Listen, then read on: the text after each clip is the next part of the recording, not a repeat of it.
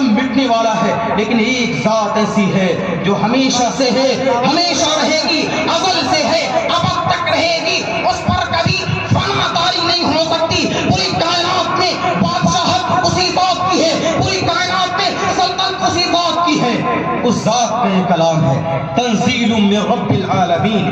اس کلام کو اللہ نے نازل کیا ہے، تو اندازہ کیجئے اس کلام کے تقدس کا، اور جس پر اترا یہ کلام، جس پر اترا وہ ذات بھی سب سے اعلیٰ، بعد از خدا کوئی بزرگ، قصہ مختصر، اللہ کے بعد جو اس کائنات میں سب سے بڑا مرتبہ، سب سے بڑا مقام، سب سے بڑا تقدس رکھتے ہیں، تو میرے آقا، میرے مولا، کل جہان کے آقا، کل جہان کے مولا، کالی کملی والے، جگر گوشے آمینہ، یتیم عبداللہ، سید الاولین والآخرین، سید الراکعین، سید الساجدین، سید الشاہدین، سید الانبیاء والمرسلین، سید الاتقیاء والمرسلین، شہنشاہ فتح، تاجدار مدینہ، سرور کائنات، رحمت عالمیہ، سفوت عالمیہ، تتمہ دور زمان، جناب محمد رسول اللہ، کہہ دیجئے صلی اللہ علیہ وسلم کا وجہ تخلیق کائنات۔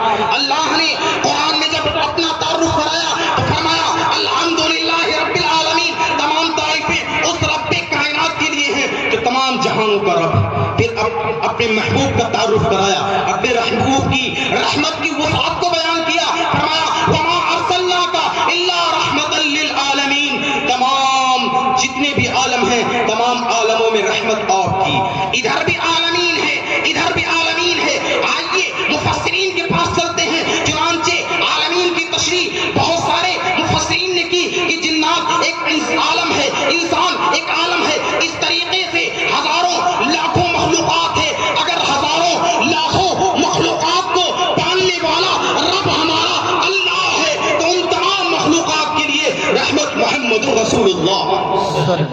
اس کی تفسیر حافظ ابن قتادہ لکھتے ہیں کہ جس طریقے سے یہ ایک عالم ہے، ایسے ہی اتنے بڑے بڑے 70,000 عالم اللہ نے اور بنا رکھے ہیں، تو جس طریقے سے اس ایک عالم کے لیے رحمت رب ہمارا اللہ ہوگا تو ان تمام عالموں کے لیے رحمت محمد رسول اللہ۔ آج سائنسدانوں نے اس بات کی تحقیق کی، ریسرچ کر کے اس نتیجے پر پہنچ گئے کہ اس عالم کے علاوہ اور بھی عالم ہیں۔ اللہ نے بہت پہلے فرما دیا تھا، تو میں عرض کر رہا تھا کہ جس پر قرآن اترا وہ ذات بھی سب سے اعلیٰ، جس نے اتارا وہ ذات بھی اعلیٰ، اور جس نے لے کر کے آیا جو بیچ میں واسطہ بنا وہ بھی فرشتوں کا سردار، امین الملائکہ حضرت جبریل امین۔ 4 فرشتے مقرب ہیں، ان میں سب سے بڑا مقام حضرت جبریل امین کا ہے۔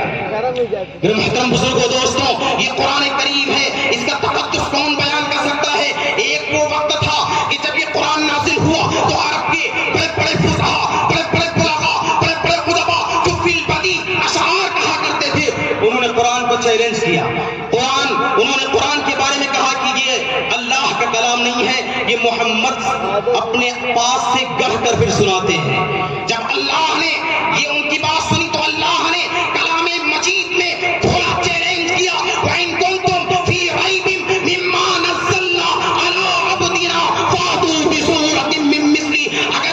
اگر یہ لوگ کہتے ہیں کہ یہ اللہ کا کلام نہیں ہے تو اے محمد کہہ دو ان سے کہ اس جیسی ایک آیت لا کر کے دکھا دیں، اس جیسی ایک آیت لا کر دکھا دیں۔ تمام بڑے بڑے ادب کے فصحا جمع ہوئے اور کوشش کی، پوری محنت کی، پوری کاوش کی، پوری جتن کر ڈالی، لیکن قرآن جیسی ایک آیت نہ بنا پائے۔ آخر میں یہی کہنا پڑا کہ یہ کسی انسان کا کلام نہیں ہو سکتا۔ اس کلام کی فصاحت بتاتی ہے، اس کلام کی بلاغت بتاتی ہے، اس کلام کا اسلوب بتاتا ہے، اس کلام کا انداز بتاتا ہے، اس کلام کی کشش بتاتی ہے، اس کلام کی نورانیت بتاتی ہے۔ یہ کسی انسان کا کلام نہیں ہو سکتا، یہ اللہ کا کلام ہے، یہ اللہ کا کلام ہے۔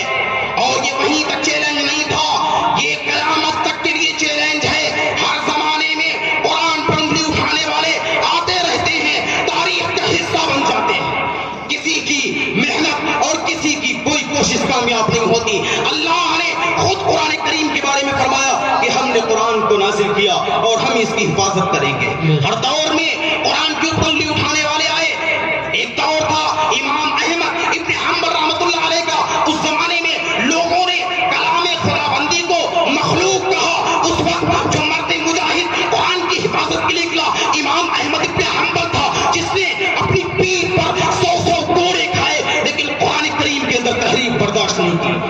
یہ قیامت تک نہیں ہوگی. کہو مسلمانوں، اے مسلمانوں کہو کہ انشاءاللہ جس طریقے سے قرآن اب تک محفوظ ہے ہمیشہ محفوظ رہے گا انشاءاللہ. یہ قرآن تو وہ کلام ہے، اگر کوئی شخص اس کو اپنے سینے میں محفوظ کر لے تو اس کے بارے میں حدیث میں آتا ہے کل قیامت کے دن اللہ اس سے کہیں گے کہ پڑھتا جا اور چڑھتا جا، جنت کے منازل پر چڑھتا جا، اور جو قرآن کی آخری آیت ہوگی اسی پہ تیرا مقام ہوگا. محدثین نے لکھا ہے کہ جنت کے منازل اور جنت کے درجات بھی اتنے ہی ہیں جتنی قرآن کی آیتیں ہوں گی. تو سب سے آخری درجہ جنت کا ہوگا وہ حافظ قرآن کا ہوگا. انبیاء کے بعد جو سب سے آخری درجہ ہوگا وہ حافظ قرآن کا ہوگا.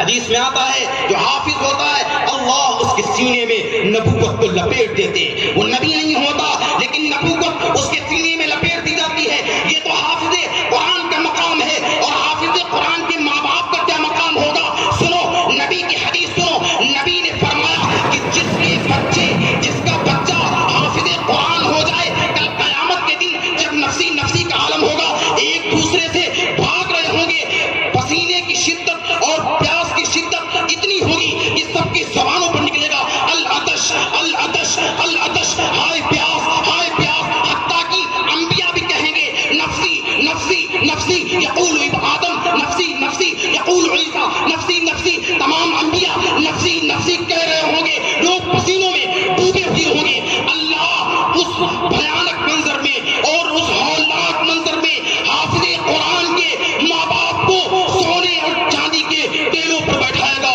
اس کے بعد یہیں تک نہیں بلکہ سونے اور چاندی کا تاج ان کے سروں پر رکھا جائے گا. لوگ حیرت کریں گے یہ کون صاحب ہیں، یہ کوئی بہت بڑی ولی ہیں، یہ عبد القادر جیلانی ہیں، آخر یہ کون ہیں؟ لیکن فرشتے کہیں گے اے لوگوں یہ کوئی بہت بڑا ولی نہیں ہے، یہ کوئی بہت بڑا قطب نہیں ہے، بلکہ فلاں محلے میں رہنے والا، کسانی کرنے والا، کاشتکاری کرنے والا، ہل چلانے والا، جس نے خون پسینے سے اپنے بیٹے کو مدرسے میں بھیج کر حافظ قرآن بنایا. اللہ نے اس کے بچے کی حافظ قرآن ہونے کی برکت سے اللہ نے یہ مقام عطا کیا. میرے محترم بزرگوں دوستوں، یہ ہے حافظ قرآن کا مقام، حافظ قرآن کا مرتبہ. میرے نوجوانوں یاد رکھو جس دن قرآن کریم کو مسلمان مضبوطی سے پکڑ لیں گے اسی دن سے مسلمانوں کی ذلت اور رسوائی کے دن ختم ہو جائیں گے.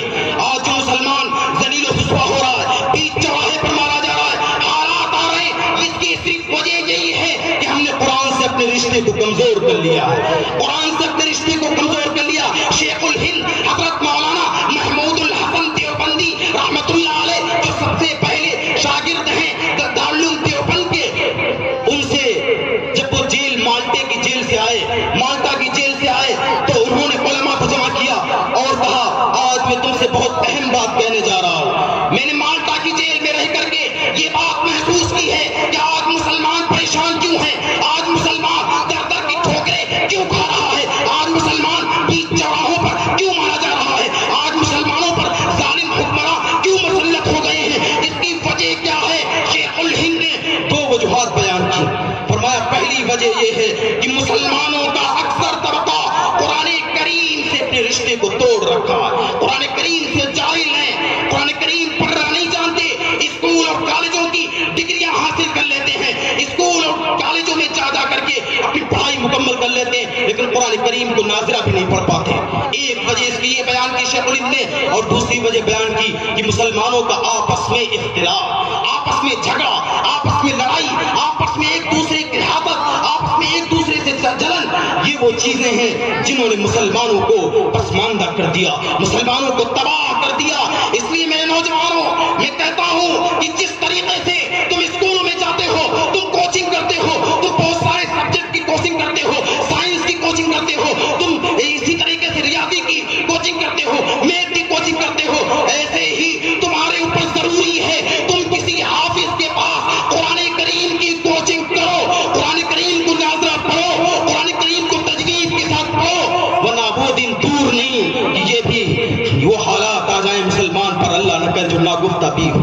اس لیے میرے نوجوانوں قرآن کریم سے اپنے رشتے کو مضبوط کرو. یقیناً یقیناً ہر چیز ہر فیلڈ میں مسلمانوں کا ہونا ضروری ہے. تم سب کچھ بنو، اسکول میں جاؤ، بڑی بڑی ڈگریاں حاصل کرو، آئی ایس کرو، کسی پر